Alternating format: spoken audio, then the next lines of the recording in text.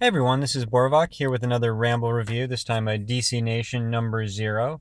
I don't think there's going to be a number 1. How do you have a number 0 that doesn't... I don't know. DC Nation number 0 is 25 cents at the comic store. The summer of events starts now.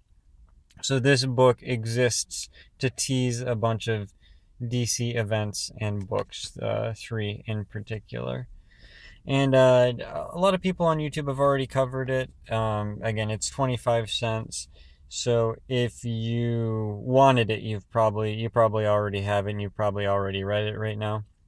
But I want to give you guys my thoughts on it. Kind of express that. So we'll see. The first story, we'll jump right in, is a Joker story. It's Your Big Day. It's by Tom King, and I'm just gonna skip the whole thing. It's just really disgusting, the psyche of Joker. It's well written, but if you have any empathy for fictional characters like I do, and don't want to just watch, 1, 2, 3, 4, 5, 6, 7, 8 pages of the Joker psychologically torturing and then murdering a random innocent civilian, um, just don't read it. If that kind of stuff doesn't bother you like it does me, then fine. It's an interesting look at the Joker's psyche. I don't know. Again, every time I wasn't gonna show any of this, but I'll show a little bit here just to show the Joker himself. Who did the art on this? Clay Mann as art, not as pencils or ink. So he must be penciling and inking his own work because he's doing the art collectively, whereas Jordi Belair is doing colors. If your name was Belair, would you name your kid like Prince or something? That'd be cool. But anyway, whenever I see the Joker now, I ask myself, which Joker, what Joker? And who's this Joker with the emo punk hair and the shaved? I don't know this Joker. This isn't the classic Joker that I know. But anyway, again, he's a lunatic. Um, so I don't really want to. I have too much empathy for fictional characters. It hurts me to read stuff like this, so I'm not going to cover it any more than just commenting on the Joker. If you have any thoughts on that story, let me know. It shows how psychotic and murderous the Joker is. We're going to skip to, this is actually Brian Michael Bendis's teaser lead into his Man of Steel story. Is that what it is? Let's skip to the end. To be continued, Man of Steel number 1. So there's already a Superman book, and then there is Action Comics, and then there's going to be Man of Steel as well, which is Bendis's book. So there's going to be 3 Superman books, in addition to Superman's other appearances in Justice League and stuff like that. That's going to be interesting. But this story is very Bendis-y. It's long, protracted, lots of dialogue. Bendis is known for dialogue and for recently more social justice stuff, unfortunately. But just protracted, people say decompressed issues where you can read the whole issue and nothing really happens. That's kind of the case here. We've got Superman speeding into the Daily Planet. He shows up as Clark Kent. He pitches a story to Perry White, who's his boss. Perry White's a little upset. Oh, that's a nice page and a half spread. Superman fighting some stuff. So Clark Kent is telling what happened. He was looking into a story, and surprise, surprise, it was these dealers who were, trying to sell LexCorp technology, as you can tell by the green and purple, because all LexCorp has to be green and purple. The technology is not LexCorp technology unless it's green and purple. I'm pretty sure the Green Goblin uses LexCorp technology. But yeah, Superman shows up and saves the day in the middle of Clark Kent's report on the story, which is a surprise to none of us, I'm sure. No surprise to Clark Kent either, since, spoilers, he is Superman. Perry White, he apparently Lois Lane, something to happen to her. She's not around, and I think Clark Kent is married to Lois Lane, right? So Lois Lane, she's gone, and it makes it sound like no one knows where she is. And Perry White is just expecting uh, Clark Kent to be cool with that and to write a good story. Clark Kent's being a little sullen, a little surly. Not surly, sullen, I guess. And Perry White's like, "Hey, good job. You get Lois Lane's corner office." And he says, "No, I don't want it." He doesn't want Lois Lane's office. I mean, if I was married to a woman and she had disappeared, and I don't know, I kind of want to know where Lois Lane is now, but I wouldn't want her office. Perry White introduces this woman in the weirdest outfit I've ever seen. Someone on Twitter told me this is a pencil skirt and blouse and a riding cape. Who wears riding capes? She looks bizarre. It's like the thing with Rose Tico in the new Star Wars movies, where they give her a haircut specifically to point out her how round her face is instead of complimenting her facial structure. They give her weird hair that like makes her facial structure, it clashes with it and makes it even look even weirder. Like I have kind of a long face, and if I wear big round glasses, they look weird on me. I have to wear those like narrow glasses, those narrow rectangular glasses where the lenses are like that. Like if I wore those glasses, I would look ridiculous. My face would look tiny and stupid because I just got a long, skinny face. No one here is wearing my style of glasses. If I wore glasses, they would have to be again the thin horizontal to contrast and complement my thin vertical face. But Rose Tico, they didn't do that. It's like they gave her round face and they gave her weird round hair.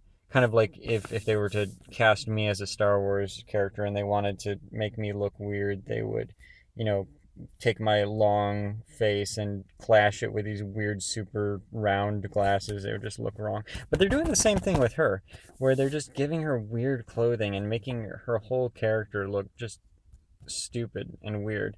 So hopefully, I don't know. Maybe I'm just off on this. Maybe I'm the only one who thinks that.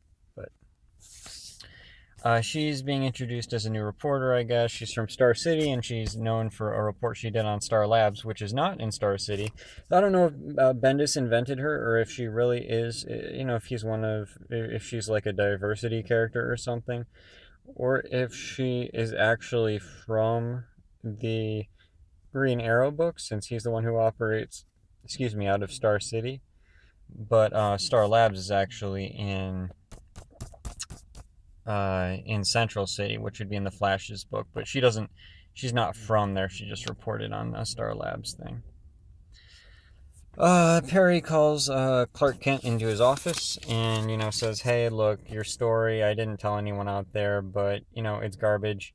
I don't know what's going on with you, but I need you to rewrite it. I mean, I don't know what's going on with you. I don't know what's going on with Lois. I don't know where she is, but I need you to, I need to be on your best game when Lois isn't here." And he says, I don't know how you tick. I need you to help me help you help me, basically. I need you to help me know what you need in order to help me with the paper. Yeah, help me, help you, help me. Yeah.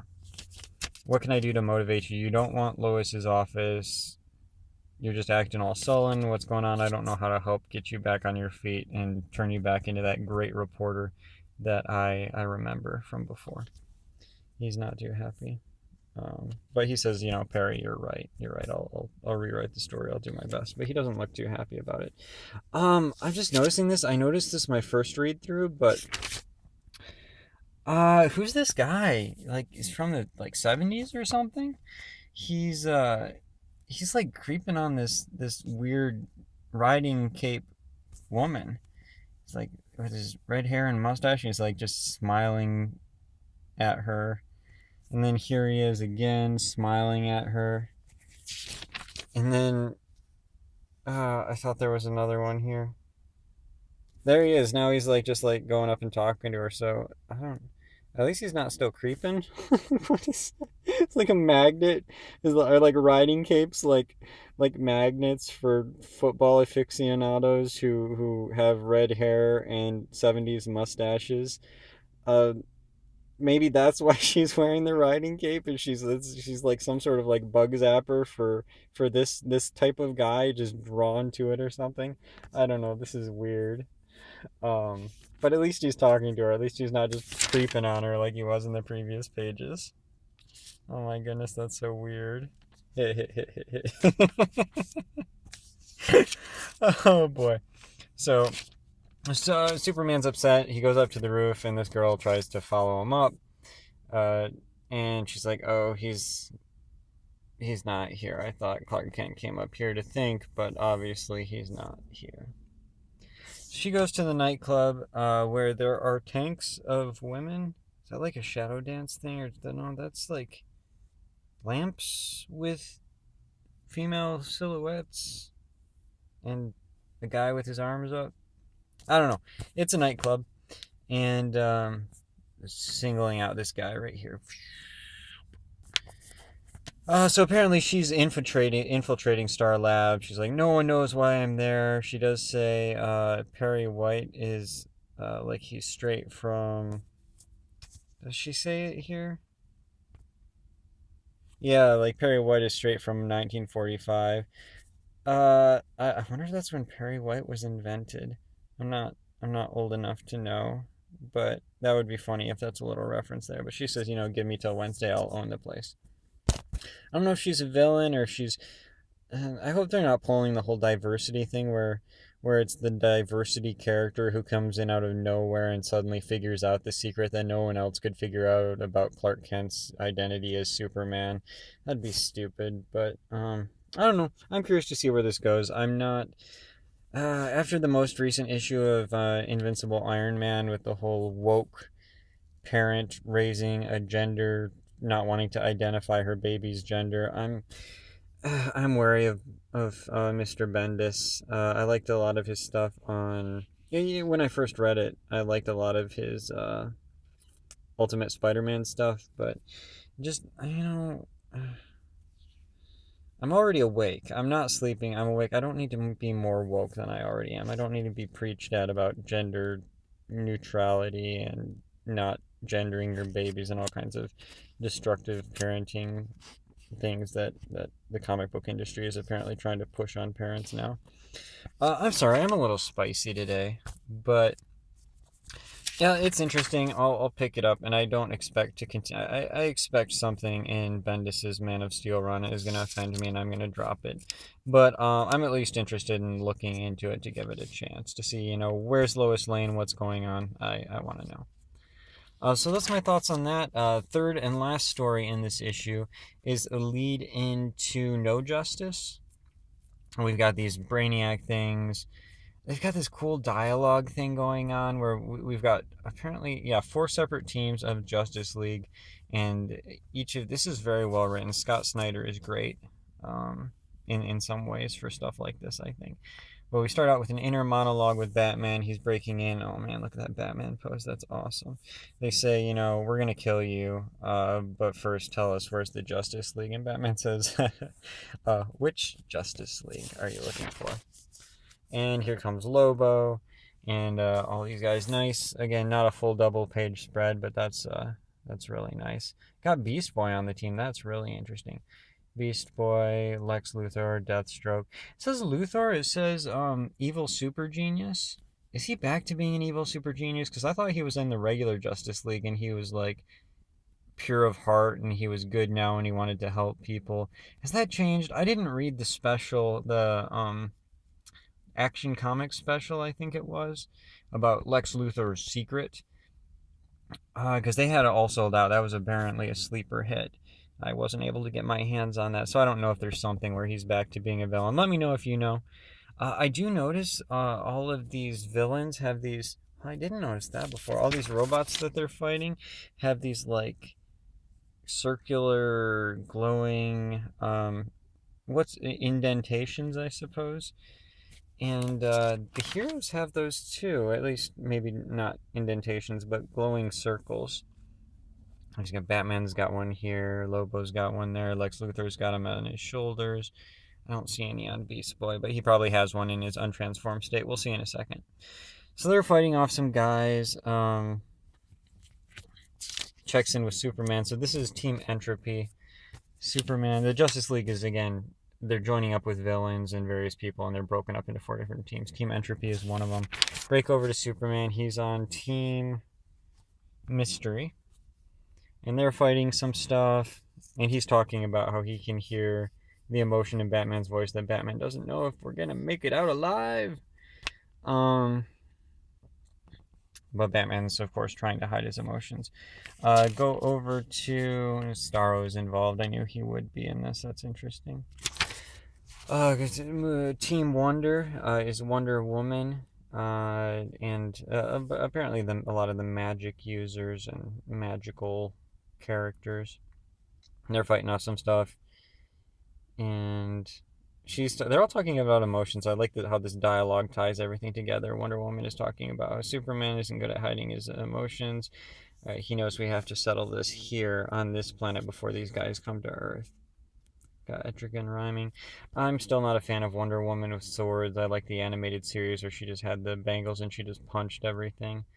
I don't know where she carries those when she's flying. And she's got the cool circular things on her knee and on her skirt as well. I don't know what those are. Apparently we'll know once the series comes out and we start actually reading it. We go over to Cyborg's team, who's Team Wisdom, which is the most confusing team to me. Damian is on Team Wisdom? I mean, Harley Quinn is on Team Wisdom? I think, this is actually Team Leftovers, and they just called it Team Wisdom to make them feel good about themselves, because how in the heck is Harley Quinn in any way affiliated with it, Wisdom? I mean, Barry Allen's got a little bit of wisdom. Adam probably does. Well, most of these guys are pretty young. Damian, he's not old enough to have any wisdom yet. I don't think, and sheesh, let alone her. This silly version of Harley Quinn they keep forcing on us, this not Justice League, Suicide Squad version. I really miss the classic Harley who was with the Joker, just the Paul Dini Harley Quinn. I really miss her. Just this punk rock, silly. I'm not into this Harley, and they keep putting her everywhere. Apparently she's popular, or maybe she's just popular with certain crowds. I don't know. But I don't know how she's Wisdom. She's saying, these guys can't predict me because I'm unpredictable. And maybe that's a benefit. Beast Boy. Okay, so he does have some circle things on him. He says, hey, are we going to make it out? And Batman is honest with him. He says, we're going to do our best. He doesn't say we're going to win. He says we're going to do our best. And, go back to Green Arrow and his cool outfit. Supergirl is saying, is she trying to...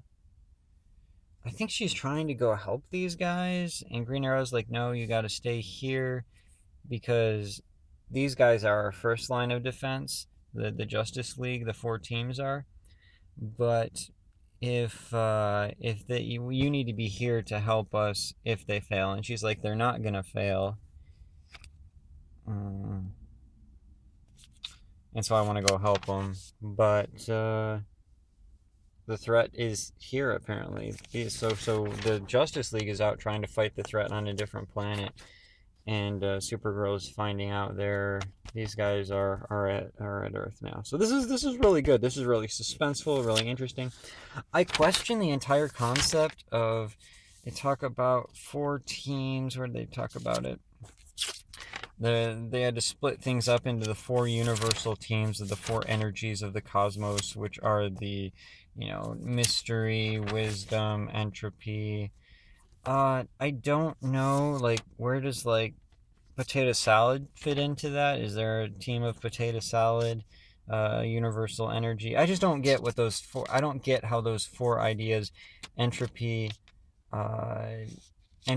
wisdom, mystery, and I'm forgetting one of them, but I don't see those 4 things as being encompassing of all things. If there are only 4 universal energies, they should encompass everything. And I don't understand how that encompasses everything in the universe, how everything is either entropy or wisdom or whatever the other 4 were. And I don't get these teams, I guess Batman is Team Entropy, Lex Luthor, those kind of make sense. Mystery, Entropy, Mystery, Wonder. And how is Wonder, is that really a distinct thing from Mystery? I don't know. And I don't get, specifically, I don't get Team Wisdom. Again, I think it's just Team Leftovers. I don't get how Harley Quinn is in any way related to Wisdom. And Damian Wayne as well.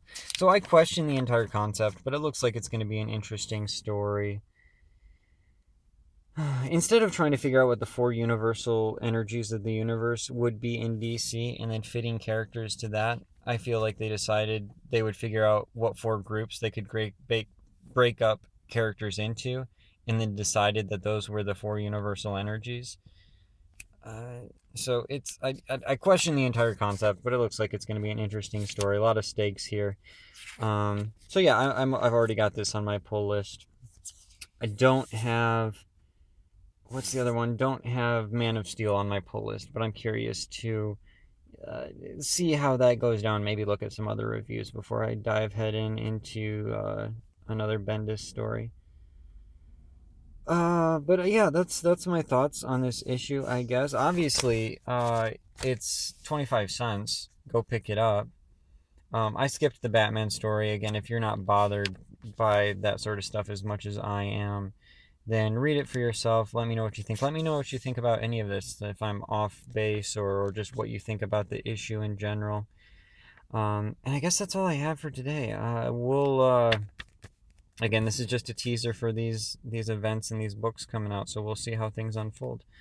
And I feel like I got to say something to wrap it up, but that's all I got for now. So let me know what you guys think, and I'll talk to you later. Thanks. Bye.